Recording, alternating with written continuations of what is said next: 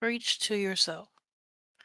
And do not be conformed to this world, but be transformed by the renewing of your mind, that you may prove what is good and acceptable and perfect will of God. Romans 12 and 2.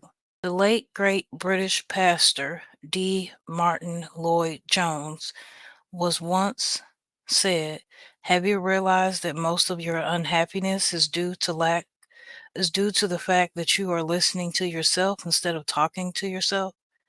You have to take yourself in hand.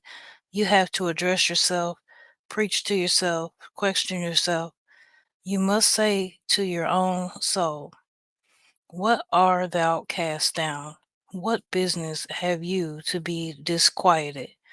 And then you must go on to remind yourself of God, who God is, and what God is, and what God has done, and what God has pledged himself to do. It's true. Sometimes there's no one to give us a talking to but ourselves. We must remind ourselves of God's goodness. We must quote to ourselves the great promises of God. We must count our blessings and remember God's faithful mercies. Doing this will renew our mind and relieve our worries. Sleep on this.